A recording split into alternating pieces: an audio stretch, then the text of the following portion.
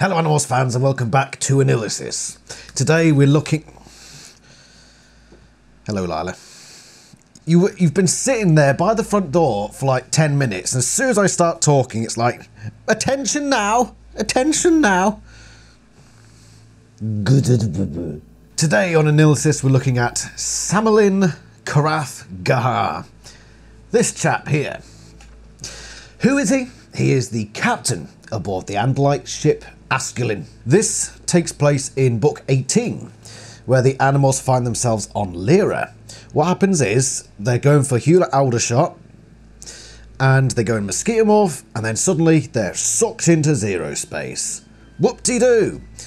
And we're not going to go into the stuff before that because it's basically just a non-contextual switch to another environment. So they're in zero space, the Askelin moves by on its way towards Lyra, sees the animals there dying in zero space, and picks them up. Where are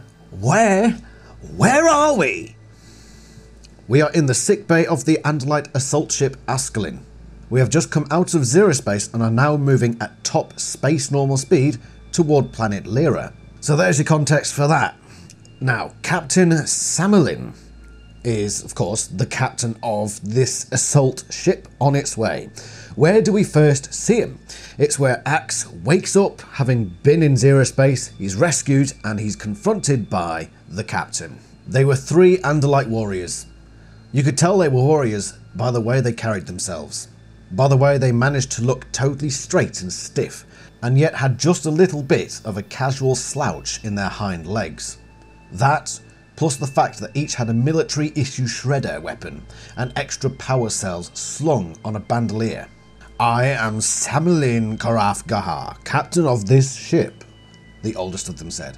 My tactical officer, Hereli Frodlin Cyrinial, and our ship's physician, Dr. Caldwin Ashel Tailik.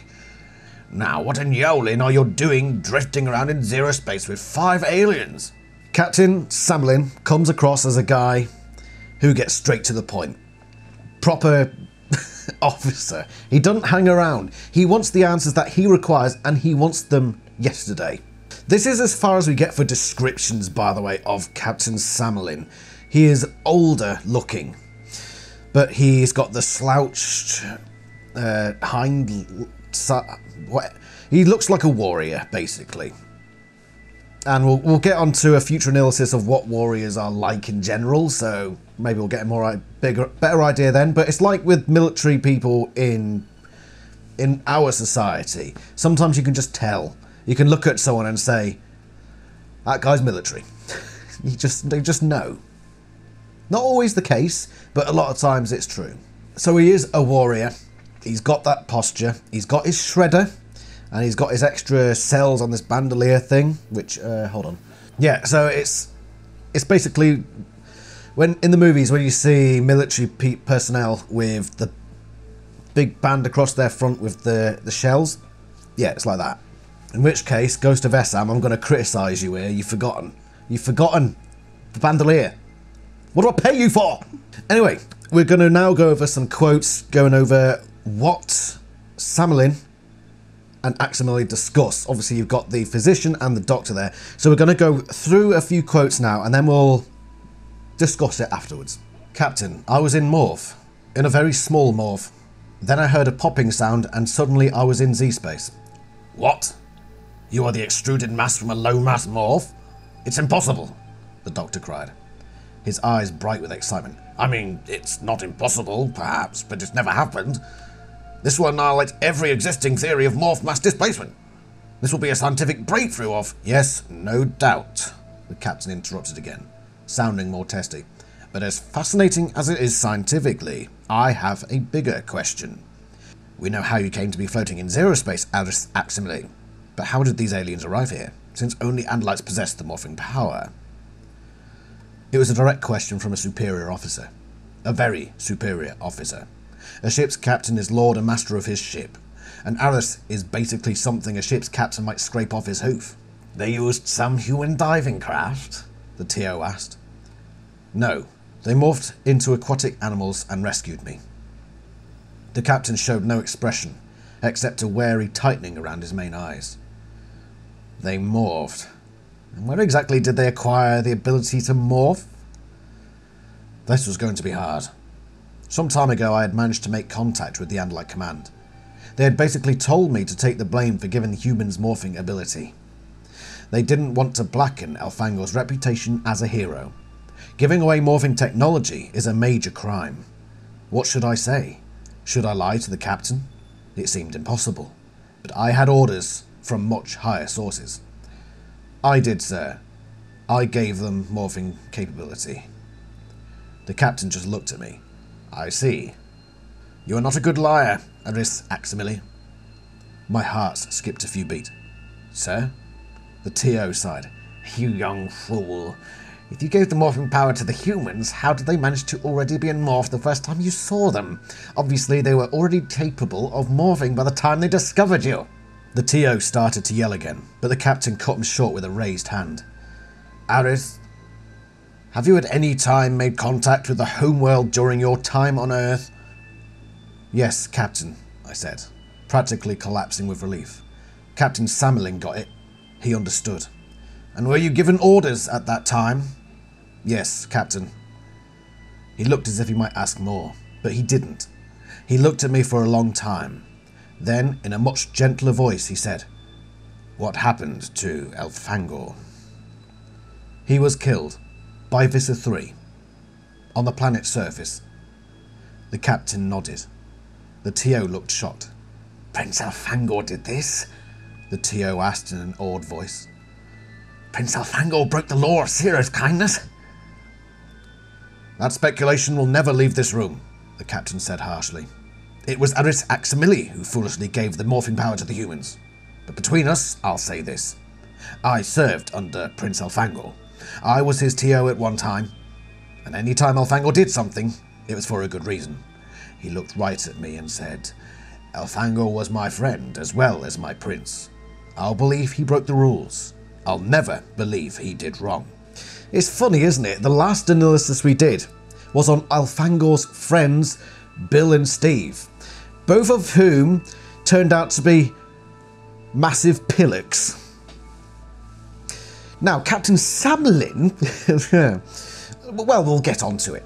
All I will say is Prince Elfangor seems to have a worrying trend of the types of friends he manages to gather. It's not reflecting well on him, honestly.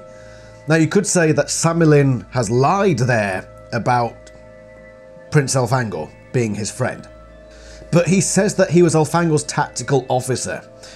The ship's captain, now if it's anything like a navy captain, most of the crew will have seen fact files. I remember looking through my commanding officers' profiles that basically briefed over their history of what they did. And if AniLysis are much the same, then at least a lot of the officers, like the TO Hereli here, probably knows pretty much all of Samilin's background. And that's not something you can just get away with lying about. So I'm pretty sure we can be certain that Samilin is telling the truth here. Because if he were to lie about that, then somebody around him sure will say, hold on a minute, no, I've seen your history. You're talking bollocks, mate. And that's the last thing a captain wants to do, is appear to be lying to his crew. So this guy was Elfangor's friend. Well, that part we can be a bit more speculative about, but definitely he would have been the tactical officer for Elfangor. Whether or not Elfangor considered him a friend, that's more up to speculation. But I'm willing to side with Samilin on this point. He obviously holds a lot of respect from his tactical officer, Hereli, because at any point he will raise his hand and the tactical officer will stop. Captain's taking over now. So he obviously does hold his respect as a captain. He's not talked over by his subordinates. So yeah, he seems to have that leadership about him. He's clearly respected as a leader. He comes across as calm, thoughtful, willing to take on information. Not so much willing to speak his mind about that information, but he'll take it in and he calculates it, he puts it in his back pocket and holds it there. So he seems pretty reasonable at this stage, honestly. Then, of course, he does the thing where he says, all right, so we'll do basically the same thing that happened in Book 8 when Axe talked to Andalite Command back at home, and they told him, just pretend you did it. Pretend that you broke the law of Ciro's kindness. And it's exactly the same here. They get to the end of the conversation and Samilin's like, yeah, actually, let's just keep pretending that you did it. Yeah, let's do that. I mean, I think that Elfangor does things to be right, but still, you did it. So, yeah, basically the same thing that happens in Book 8. So that's not out of the ordinary for Samilin. If, out of context, if you didn't have the context of Book 8 here, you'd look at that and say, that's a bit weird that he's happy to give Axe the blame for Elfangor's mistake in order to uphold Elfangor's reputation. You'd say that maybe it's a bit slimy, a bit underhanded, a bit duplicitous. But then if you go back to Book 8 and see that the other command have done exactly the same thing, then it's not so much an individual thing on Samilin's part, it's more like almost a military culture sort of thing going on. So we can't exactly blame Samilin for that. It's also helped by the fact that Axe has basically lied to him in the first place, saying that he did it. So even more leniency towards Samilin if Axe is willing to lie to put himself in that spotlight. Then, yeah, okay, if you want to lie about it, you keep that up. Just don't blacken the reputation of this war hero. So that's our introduction to Samilin. I wouldn't say that there's anything really here untoward. It all seems pretty much above board. Seems like an Andalite officer. So let's now move on. Axe goes back to the Animorphs who have been held in a separate bay and tells them about Captain Samilin's orders. We have to follow the captain's orders, I said. Says who? Marco asked. I am just a lowly arith, like a human cadet. I have to follow orders. I looked pleadingly at Prince Jake. You have to understand, you are no longer my prince, now that I am back among my own people. They all looked at me. It wasn't a nice look. Prince Jake tried not to seem bothered, but although I'm no expert on human facial expressions, I believe my statement did cause him concern. Maybe you need to think about who your people are now, Tobias said in a private whisper that no one else heard. I'm not you, Tobias. I'm not a Nothlit. I'm not one species trapped in the body of another.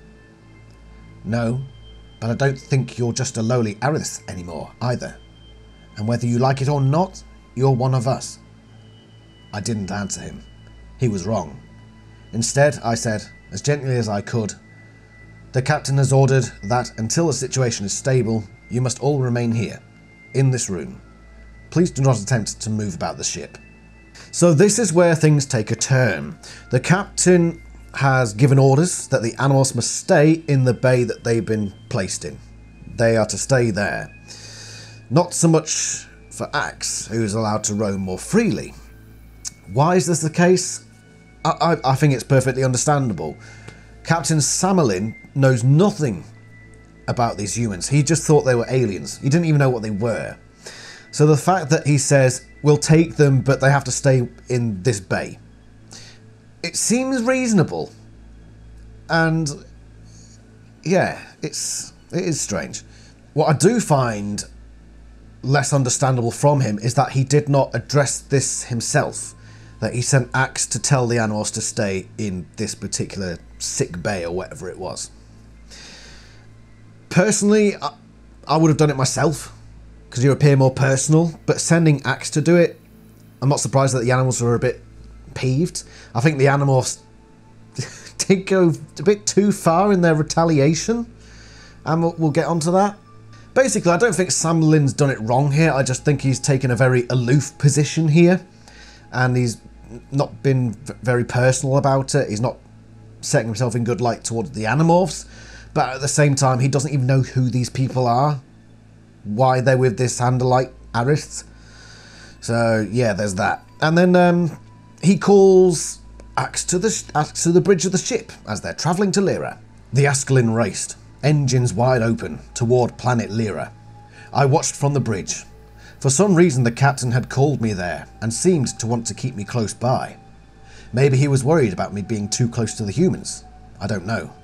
I just know that an Arith doesn't usually stay on the bridge.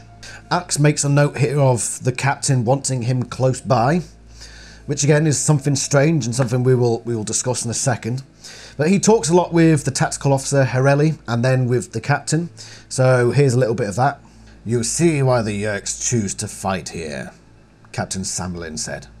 As the TO was saying, different species under different commands cannot function well together. You see, we waste our forces protecting the Lyrans from being mowed down, and as a result, we are weak. This, you might say, is the first major clue that something isn't quite right. This is the captain of the Askalin, who's tasked with fighting the Yerks on planet Lyra, and he turns to an Arith, who's basically a cadet, and says, we're wasting our time. That's essentially what he said there. We're wasting our resources, our efforts, protecting Lyrans when we know it won't work because the command situation doesn't work. Why would he say that to an Ariths? That's immediately sus. But then of course we don't get much time to absorb this or turn it into some mystery. It's not going to be a mystery thing because the very next moment it basically all hits the fan. Landing approach, a warrior called out. Then, Captain, malfunction in the ground approach guidance system. The captain looked perfectly calm. The TO swung his face toward the warrior who'd spoken. What? He roared. Sir, the controls are frozen. I've been locked out. Attempting to override. Override failing. Then, with absolute horror in his face, he turned to the captain. Captain, we are on approach to land behind Yerk lines. We won't have a prayer. The captain walked calmly over to his TO and then... Flap! The captain whipped his tail blade like lightning. The blade hit the TO at the base of his tail. TO Hereli's tail fell to the deck and twitched. Every warrior on the bridge froze, staring at the impossible sight. The captain drew his shredder and fired. Zoo, zoo. Warriors fell to the deck, stunned unconscious. The air crackled with heat. Static electricity sizzled and danced in blue flame across bodies and equipment alike. Only the bleeding, horrified TO was left conscious. A deliberate insult. He was no longer dangerous. Ah, my good Ariths, the captain said, holding the shredder on me and taking the TO's shredder. I don't want to take the chance of injuring you. Visser 4 would be very upset if I injured the creatures who'd been causing Visser 3 such trouble on Earth. Visser 3 and 4 are such close friends. Just remain calm. It will all be over in a moment, and you will all be guests of the Yerk Empire. Shock horror. The captain immediately turns out to be a traitor. The thing I don't like about this whole plotline here is this should have been like a Megamorphs book. Obviously Megamorphs deals more with time travel and stuff that's pretty inconsequential, but this wasn't dragged out enough as it should have been. It was almost like a mystery thing, but instead of having a mystery storyline, they thought, no, we've got to have the Lyra plotline, so we've got to cut this short.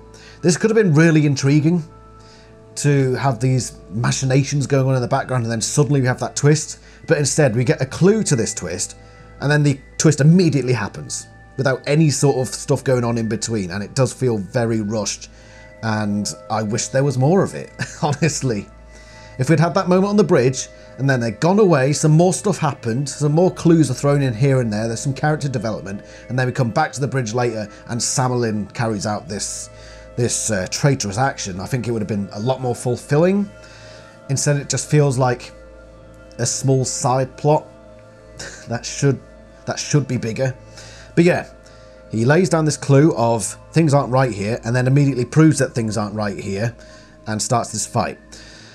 Of course, the Animorphs get involved in this and they save the day, effectively. My human friends were back in the sickbay. The captain knew their secret. In a matter of seconds, so would the entire Yerk Empire. The news would flash to Visser 3. There would be no going home for them, ever. And Earth, like Lyra, would fall to the Yerks. Prince Jake, Tobias, Cassie, Marco, Rachel. I cried in private thought-speak. If one of you can hear me, you must escape. The captain is a dirtbag. Marco's thought-speak voice said, startlingly clear and close. What? Where are you? Oh, gee, Axe. We decided not to just sit in our room with our hands folded like good little boys and girls, Rachel said. Sorry. Axe, we are on the bridge, Prince Jake said. We saw what happened, or saw as well as we can in these morphs. We can't take him out, Cassie said. We would demorph too slowly, but I happen to be on the captain, and I can definitely distract him. Do it, Cassie, I said grimly. Distract him, and I will do the rest. We have just seconds. I stared, riveted, as a flea too small to be seen became a flea too large to be ignored. It grew on the captain's back, larger, with twisting, morphing features. What is? The captain yelled in surprise. Whap! I struck. My tail blade whipped forward, aiming for Samilin's neck. He jerked back, dodged. My blade hit his upper right front leg, a glancing blow. All around the room, flies and cockroaches no one had noticed began to grow as my human friends demorphed. But now the captain swept his shredder toward me, and I struck again. Whap! The weapon flew from his hand and skittered across the deck. It was the captain and I, tail to tail. We faced each other, each quivering with energy and focus, each waiting for the opening that would allow us to swing the killing tail slash. Sew! Tio Harrelin! He had snatched up the fallen shredder and fired. The captain sizzled, looked horrified, then disappeared.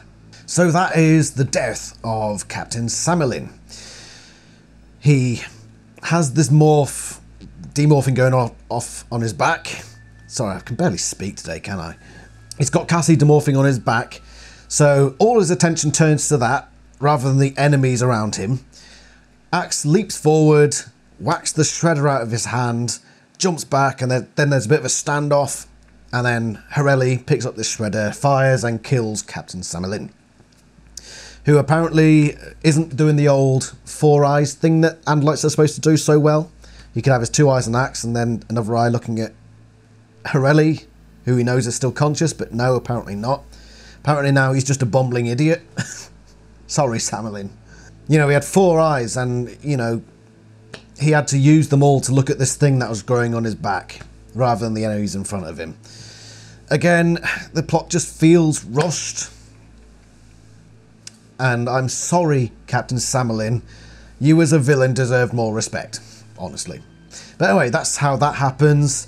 And then they're past Yerk lines, and they can't turn it around, because apparently the machinery is broken. Computer, emergency liftoff. Unable to comply, the disembodied voice said. There is severe main engine damage. Hareli is left in charge of the vessel now, since the captain is dead, and because he cannot come back out of Yerk lines, he decides to basically blow up the whole ship. He gives the Animorphs a way out, but basically says to the other AniLysis, you know what, might as well die. And yeah, that's what happens there. So that is the whole saga of Captain Samilin there. Let's discuss some quotes that go over more context. So, what was the point of the Asklin, the ship that Samilin was in charge of? Galluit tells us what it was there for. The Lyrans don't need the continent. They are quite happy in their underwater cities, Galluit said. But there's been some kind of problem with setting off the bombs. Our forces were overrun much too quickly. With the Asklin's forces, we should have held out longer. The main switch was never armed. We've been beaming the destruct signal for hours. Nothing. And the Yerks will soon discover our trap. It's now or never. I hesitated.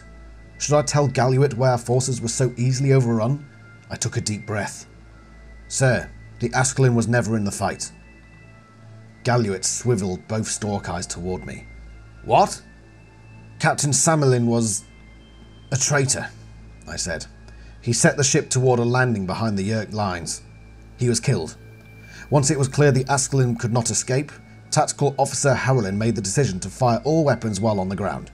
No one survived, except for us and 2 of our friends who have disappeared. I could see Galluit slump. He seemed suddenly older, more frail. Galluit is essentially the Andalite commander of this force, this Andalite force on planet Lyra. So that is his response to finding out that Captain Samilin was a traitor. He obviously didn't anticipate it, and seemed very disappointed in himself and very disheartened that such betrayal would occur. He, by the way, is in the City of Worms, which is the Lyran underwater city. Basically seems to be HQ for all this going on. He makes it quite clear what the job of the Ascalon is as an assault ship. It was a major part in this task force, and it was coming in to help the tide against the Yeerks, to give the Andalite forces on the continent enough time to set this bomb beneath the continent, because the Andalites were going through the whole cluster and bomb thing, where they basically get all their enemies in one place and then blow that one place up. One of the questions that Axe asks here, and I think this is the right place to discuss it, is, was he a traitor or was he actually a controller? And I think he concludes quite sensibly this: I couldn't think. I just kept turning it over and over in my mind. An Andalite ship's captain had turned traitor. It was impossible, because the more I thought about it, the more I realised he could not have been a controller. The Ascalon had been in space for weeks. In order for a Yeerk parasite to have lived in Captain Samilin's brain, it would have had to have Kandrona rays. There was no way for even the captain to conceal a portable Kandrona aboard the ship. Now, I think this is a pretty sensible conclusion for Axe to come to. There is a possibility that somehow this Andalite controller would be able to store a portable Kandrona on the ship. I do see that as possible, but probably very, very unlikely. So, most parsimonious solution here is that he was indeed a traitor. Now, why would Samilin, an Andalite captain, be a traitor? You can only assume that he's a prince, because he worked as a TO under Elfangor, who was a prince. I believe, like, later in the books, they started calling him War Prince, and that's something we'll have to discuss another day. But he was at very least a prince. So, considering Samilin is the captain of an assault ship that apparently has a very major role in this battle, I'm going to say he's at least a prince, quite possibly a war prince. I'm inclined to say war prince, honestly. Just something about this feels like Samilin is a war prince. So, with that being my personal headcanon, why would Captain War Prince Samilin turn for the Yeerks? This does sort of go back to a plot line that we've discussed before that ended up being dropped, at least largely, pretty much entirely. The idea that the Yeerks had infiltrated the Andalite planet. I told you the Kaffit bird morph that Visser 3 used is from my home planet. That means our side may be infiltrated by Yeerks or their allies. We can't trust your secret to anyone. If you do get back to Earth somehow, you won't survive if the Yeerks find out who you are.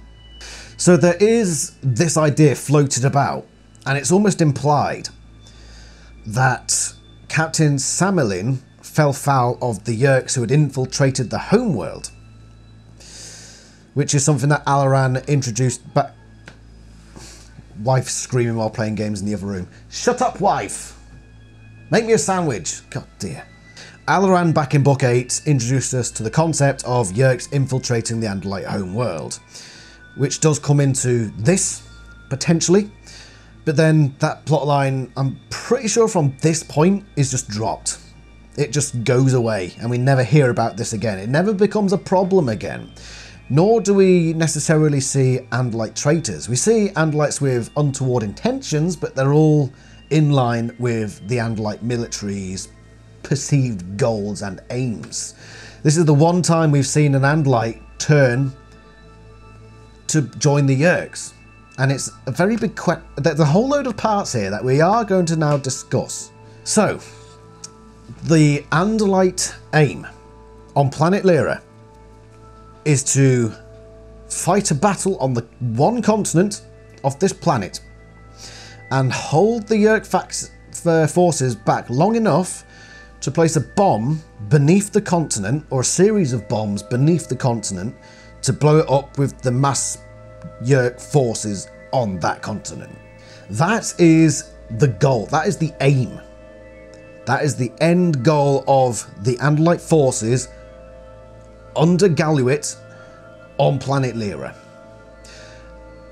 And you'd expect that the Andalite forces, or at least the officers, know that that is the plan, including Captain Samilin. Why should we assume that's the case? They need to know why they're fighting on the continent.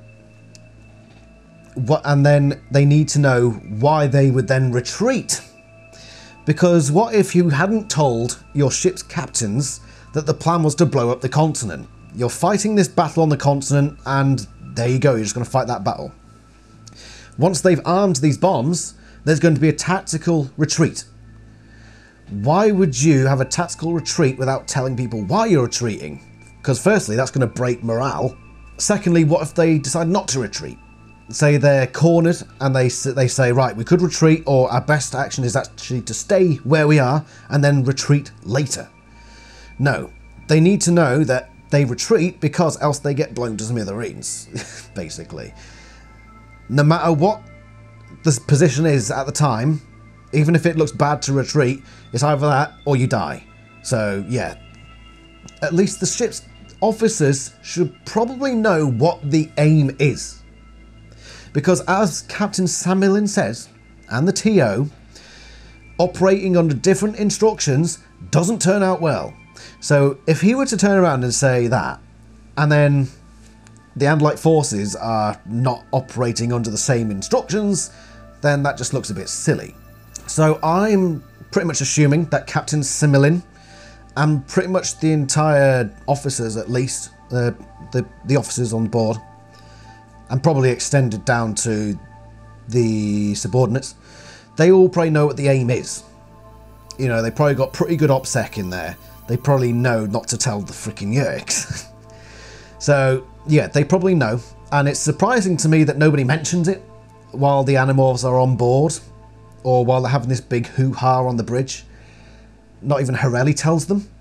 He doesn't say, look, I'm going to give you this chance to survive. Also, the point of this mission is to bomb the continent. So you might want to leave the continent pretty snappish, yeah? Come on.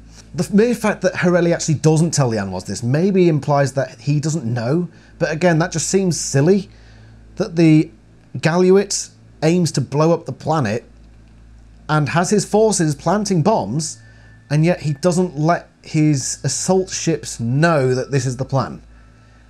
Now, it just seems silly. Maybe Horelli just... maybe Horelli was having a laugh. Oh, I'm going to let them think they're escaping. Bon voyage, good luck. Silly sods. You know, he just wants a final chuckle to himself as he's about to get blown up. they think they can get away with it. Boom. Whoopsie doozy. What a git. But honestly, I don't think the authors thought the plot out to that extent. Honestly, which is probably why it seems a bit weird in parts. But I think that pretty much covers that aspect of it. Why did... Well, firstly, how did Samilin land behind Yerk lines? Because we got the bit where the warriors calling on the bridge, I've been locked out, I've been locked out. And we know that the Andalite technology largely is controlled by thought speak, or at least that is a capability of the technology to be controlled by thought speak. So what he's probably done is made sure that the course was set, and then using his thought speak private commands, he says, Captain, lock the system. As Captain, lock the system means no subordinate can unlock it until the Captain does it himself. That would cause the lockout.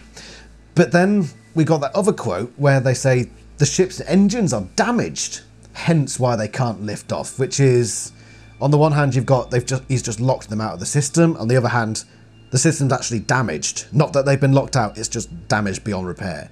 Now that seems a bit silly. So they're entering the ship, you know, they're entering the planet in this ship, and it isn't until the last moment where they say, our engines are like buggered. Eh? But how did that happen? Did they just spontaneously combust at conveniently this moment? Just stick with the whole Captain's locked us out thing, look. Just stick with that. Jesus. You don't need to come up with this whole, our engines just exploded on us. What could possibly explain this, if I'm trying to be generous to the book, is he locked it out, but then he also inputted a code that said when he did lock the subordinates out of the system, that this code would activate some sort of self-destruct or some damaging software for the hardware. I don't know. It's just left to our speculation. Lovely. What's weird about this is that Captain Samilin gets the Animorphs, okay? And he realises that they're humans. They're morph-capable humans. For one thing, it seems obvious that he doesn't have any communication with the Yeerk forces, which does put him in a bit of a risky position. What if some rogue Yeerk soldiers decided, look, there's an Andalite ship about to land, let's blow it out the air? Apparently this has all been figured out beforehand with the Yeerks. So they maybe there's like a call sign of this, or an identification of this assault ship Asculin, and the Yeerks know, right, that one, yeah, he's our mate. Yeah, that's only a small point. That he obviously doesn't have communication with the Yeerks, because he probably would have called ahead and said, you know, I'm coming in, I've got a little surprise for you. Bunch of these things called humans, yeah? Morph capable. Visitor 3 might want to know about this. Yeah, but he doesn't do that, so we can only assume that he doesn't have free communication with the Yeerk forces, with Visitor 4, who is the Yeerk leader on this planet. We can assume that. Unless he's just a complete berg. Which could be the truth. Could be truth. Was he intending to land behind Yeerk lines previously? Because the book almost makes it seem as if this was a change of plan on Samilin's part. He thought, we've got these morph-capable humans. Hold on a minute, everyone.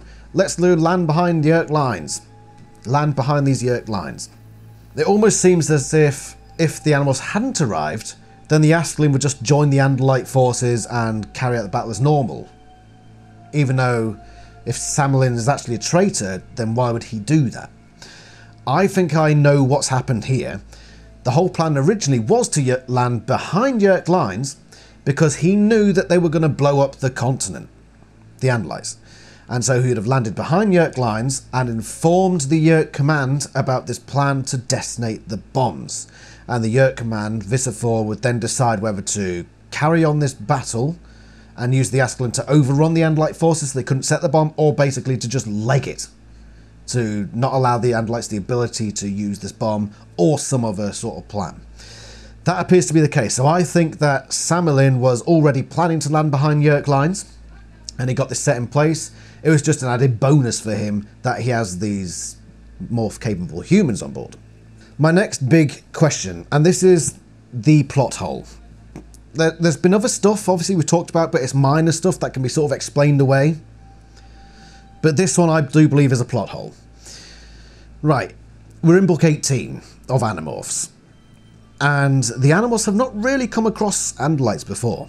And up to this point, it's always been, the Andalites are going to come, the Andalites are going to save us, they are going to be our heroes, and we can rely on the Andalites to take over this battle and win it for us. Okay. We haven't got to the point yet where that isn't the Animorphs mindset. Isn't that right, Lila Lou? Why, for God's sake, would the Animorphs with this mindset refuse the captain's orders? Exactly, wife, screaming in the background. Why? These are your perceived heroes, and you know that they don't know you. So when they ask you to stay seated in the sick bay, why would you then decide, you know what, screw that. We're going to do whatever the hell we like. And we are actually going to go into the bridge and sit on the captain's back. Because what gave them the clue to anticipate this action by the captain? Was Cassie just going to sit on the captain's back just for shits and giggles? Sorry for the swear word. I don't do it anymore. Surprised that one happened. Why is Cassie on Samilin's back? What clue has she been given that this betrayal is about to happen? Because we don't hear anything about it. It's almost as if the animals have just, for funsies, we're just going to sit and spy on this captain. You know, this guy who's part of this force that we are relying on to save us, and we have our entire trust and faith in. Why would you do that? It makes no sense. Obviously, it's for convenience sake, because then the animals are on the bridge so that they can kill or that can lead to Samilin's death and their escape. It's a plot contrivance, unfortunately. It just doesn't make sense. It's a plot hole. I mean, it isn't a plot hole if you believe that the Animorphs are just the worst sort of people. So, for example, you're a homeless person, you're down on your luck, and somebody comes up to you and, you know, gives you a sandwich, and offers you advice, like a bit of signposting, and says, I'll help you fill out this form so you can go to this place that is helping homeless people out and whatever. Basically does all this stuff that's, you know, on the surface, all above board, really nice stuff. Basically someone's going to help you out. That homeless person then goes and sneaks around this person's house, like looking around saying, what's this guy got going on? What can I find under these sheets? No, you just come across as a complete arse. You would. Just fortunate for the Animorphs, it turned out Samilin was bad all along. Therefore, our snitching around, and yet it was justified. Yeah, in hindsight, but why would you do that? You arses. You gits. Why would you do that? Just ungrateful little so-and-sos. And that's why I think it's a plot hole, because only, like, the worst sort of people would do that. And the Animorphs aren't the worst sorts of people. You know, I criticise them here and there for stuff they do, but, you know, on the scales, they're massively on the positive. They're not the other way, they're not negative. So, what? Yeah, I'm just going to leave it there. You tell me why I'm wrong. Am I missing something here? Why were the Animorphs spying on the captain of a ship that belongs to a military that you are relying on to save you? You're just asking for trouble. The AniLysis could turn... Say if Samilin was genuine and, you know, they went through this battle on Lyra and Samilin finds out that they spying on him. He just says, why did you do that? What were you... You know what? Screw Earth. If this is your best, if these are the people that we're helping, why bother? Because you're just going to turn around and screw us over. Now screw Earth. Fend for yourselves. Or we might just blow you up. The Ants will just be shooting themselves in the foot. Silly. Very, very silly. Now let's get to the biggest crux of this all. Is crux the right word? I don't know. Why, and we've asked this, but we're now going to come into it. Why would Samilin turn traitor? The whole point of Samilin's character. Why does he turn traitor? Honestly, what do the Yeerks have to offer him? Apart from, we think we're going to win. Because as far as I can see, that's the only thing that the Yeerks could say to him. How did this interaction come about? So Samilin has obviously come from the Andalite homeworld. That's why he's travelling through zero space to get to planet Lyra. He's obviously come in as reinforcements. So he's probably come from... Well, he might have come from a different sector of space. We don't actually know specifically where he came from, so I'm going to withdraw that. But the book implies that the Yeerks have infiltrated the homeworld, and that Samilin turned traitor as a consequence of that. We don't know that for sure, but that's what the book seems to imply. So somewhere along the lines, even though the Yeerks haven't actually taken any Andalites apart from Vista 3, so far as we know, somehow the Yeerks communicated with Samilin and basically said, you know what? We think we're going to win this war. Why don't you join our forces? Turn a bit traitor, you know. What might have happened, and we see this a lot in politics, is blackmail. Now, this could explain it. What if Samilin was guilty of something? Or he had a secret that he didn't want other people to know about? Would that be cause for his traitorous actions? Maybe he never truly wanted to be a traitor, but the Yeerk said, you know that freaking affair you had with Missa over there? It'd be a shame if your wife were to know. Or it could be something like, you know that war prince that you said died in an accident a few years ago, but actually you pushed him into a blender? Yeah, It would be a shame if somebody had accidentally filmed it. Know what we're saying? Why don't you accidentally land your ship behind enemy lines and turn this battle somewhat? Very interesting if that were to happen. Honestly, I see no other way, because Samilin on his own is the only traitor we ever see, and clearly none of his crew is a traitor as well. Quite clearly, because else he'd have accomplices on the bridge when he does his whole betrayal act. Surely if he had accomplices, they would be with him at that time so that there could be no mistake of what happens. You know, if the Yeerks truly had this power to turn people to their side simply on the point of, we think we're going to win this war, they would have more Andalites, surely. And Samilin could probably tempt some of his crew to that way of thinking as well, especially closer subordinates or low-ranking subordinates who are more that way inclined. Surely that would be the case, but he's the sole actor here. It is just him. He's the only one we ever see, which is what makes me think that something has happened in his past that he doesn't want people to know about, that the Yeerks know about, somehow. Maybe in a previous battle somewhere something happened. And they use it as basically blackmail. They've blackmailed Samilin. That seems to be, in my opinion, the most plausible scenario. Because let's face it, the Yeerk homeworld is blockaded by the Andalite forces. The Andalites are chasing them. They're at war. Yes, the Yeerks are spreading, but they don't seem to be in a position to win. Then again, you could say that Planet Lyra is the turning point. So the Yeerks are starting to look like they were going to win. After Planet Lyra is where they start to fall apart a bit. You could say that. You could. So again, it's largely down to speculation of why did Samilin turn to the Yeerks? What is in it for him? What if the Yeerks win? He's just going to get a freaking slug in his head. And surely he knows that. He knows that.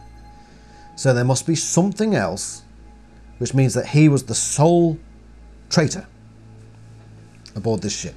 Maybe the Yeerks said, if you help us win this battle, you know, we'll give you the necessary resources to go off and retire unknown somewhere in the universe.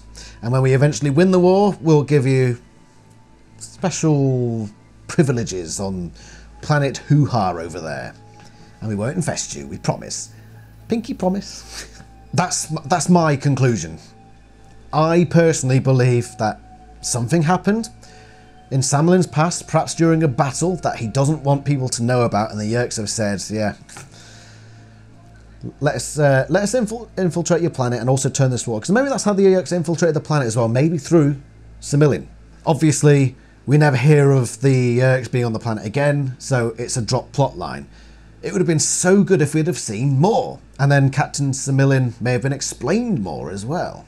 But that's not what we get. There is an impact from Samilin though, so even though that larger plot line of Yeerks infiltrating the homeworld was dropped, Samilin still did have some influence. Firstly, on Axe's perspective. Let's look at a quick quote. I felt strangely at home, as though, despite Prince Jake's anger and Marco's sneering and Rachel's outright suspicion, I belonged with them. For some reason at that moment, even with the images of death aboard the Askelin fresh in my mind, I saw myself far away, in a very different body, eating delicious cinnamon buns with a mouth. I wanted to be back there. I wanted to be back on Earth. Captain Samilin had sold out to the Yeerks. Was I selling out to the humans? This becomes a large part of Axe's character, choosing his allegiance, because when he boarded the Askelin, he was under Prince Jake, but then as soon as he found the Andalites, he was like, oh, well, they control me now. But after this incident, Axe is a bit more standoffish about that. But that also makes him think, now that I've chosen Prince Jake as my prince and I know that I should stay there, does that mean I'm selling out? What if the humans turned against the Andalites? Am I then basically Samilin? Effectively, yes, but we never get to the point where humans are at war with Andalites. There is that sentence that Samilin said that does apply. Even though he turned out to be a traitor, it still does apply, and I think Axe does take it on board, where he talks about Two different species under two different commands not working well together. And I think he takes this on board later down the line when, say, the other AniLysis turn up. Until we figure these guys out, let's just hang loose, Prince Jake said. Yeah, like maybe not change our minds about who is in charge and who isn't, Rachel said bluntly. I felt myself flush. In the Lyra instant, I had changed my allegiance from Prince Jake to the AniLysis officer who betrayed us. I was still ashamed of this, but I had sworn never to abandon my prince again, unless it was at his command. So this does seem to be something that Axe has taken on board. Even though it was from Samilin who turned out to be a bad guy, it still doesn't mean that what he said was wrong. That if you're taking commands from two different groups, with two different ideals and aims, then it's not going to work. Hence why, in that sort of situation, Axe says, I'm just going to stick to what Prince Jake said. He is my leader, unless he says otherwise. I will not take commands from another group simultaneously. And it does seem to be something that Axe takes on board. And sort of also in Book 52, where the AniLysis say we're going to bomb stuff. Turns out Axe thinks about that. That's a story for another day. That's when we cover Axe in his AniLysis. But yeah, he still goes through those that contradiction in his head, but largely he says, I'm going to stick to a single command. Is it inherently right or wrong what Samilin said? I don't think you could say correct either way, but it is definitely true to an extent that if you, substitute species for factions or nations. You've got two different groups working together, but they've got two different commands. Do they work together? Pretty much no. Pretty much. Which is why America tends to work. You've got 50 states, yeah? 50 states, and they do follow their own orders to a degree, but they're all under one federal government. They're under one central command, effectively. And that's why it works. If you had two federal governments in America, would it work? Probably not. You'd end up with another civil war, basically. So yeah, it is largely correct that eventually two different sets of commands for two different groups will lead to things not going very well. You need to have a central aim. Go back to the American example. What if instead of two federal governments, there was just two constitutions? Two different sets of rules, sometimes contradictory to each other. You're going to have issues. You're going to have some serious issues. So Samilin is right. He just uses the word species in there instead of groups or factions or whatever have you. He says that's why the AniLysis forces on Lyra are weak, which he implies means that there's AniLysis forces and then Lyra forces, and they both got their own commands and not working together, which we don't actually see. We actually see one command, Galuit, and we don't see any Lyra command contradicting that in any way. So Samilin's point does come across as a bit weak because we don't see that example in play on the very specific example he mentions. We don't see it. Unless he's talking about himself. That's the irony of it. Two different groups under two different commands. So we've got the AniLysis command there, and then you've also got the Yurt command who's controlling Samilin. And funnily enough, it doesn't work. Samilin, hence your death. So that was the great irony of the Samilin story. One final thing for Samilin. It illustrated to the Animorphs that not all AniLysis could be trusted. We need to find a way home, Marco said. Obviously, thanks to Captain Benedict Arnold back there, this whole war is going bad on us. I don't think the almighty AniLysis did things like that. I thought it was just us poor, dumb, primitive humans who'd sell out to the bad guys. Does beg the question, Marco, of why you were spying on him, but we've already covered that point. This is the point where the Animorphs decide, you know those AniLysis? Yeah, they aren't so great after all. Remember Captain Samilin? Yes, you're the example of why AniLysis cannot be fully trusted. Even though they didn't trust you before they knew that they couldn't be trusted. The animals knew before not trusting you that you weren't to be trusted even though they trusted you. Yeah, you see why that's a plot hole? Whatever. Anyway, Captain Samilin. It's weird really. Because you were valuable in your usage in this series. Because you had the traitor Andalite, and that was a necessary revelation for the Animorphs. But the way the plot just sort of injected you in there as like a side B plot, yeah, it should have been done a lot better. More should have been made of your character. We should have had more of Captain Samilin. His effect wasn't as large as it should have been, which is a shame. But nevertheless, you were an important character and, yeah, valuable to the series. Round of applause, everyone, for Captain Samilin. Samilin-Corrath-Gahar. We've got to give him his full name. War Prince, speculated, War Prince Samilin-Corrath-Gahar. You traitorous bugger. Anyway, what's next in AniLysis? We've now got on our little spin the wheel everything up to and including book 19. So next up I'll be listening to the audiobooks for the David trilogy, which will be fun. But nevertheless, let's go. What's on the wheel today? Let's hope it's chocolate and Savoy cabbage. That's the two suspicious men in the stables. Yay! Everyone's favourite dastardly duo. The two suspicious men in the stables. That's who we're going to look at next. I told you I would do everything, and we are doing everything. So they were relevant in some way, and that'll be a fun little video, won't it? It'll be another little silly one, so... well, even the silly ones, you know, it provides you with necessary information if you required it. If you were like writing a fan fiction and you thought, oh, I want to write a fan fiction about Minneapolis Max in the stables, then that episode will probably be relevant to you and you probably want to watch it. If not, you want to watch it because you want to see me get interrupted by Lila some more, I don't know. Anyway, thank you very much for watching. I shall see you next time somewhere in the Animorphs universe. Ta-ra.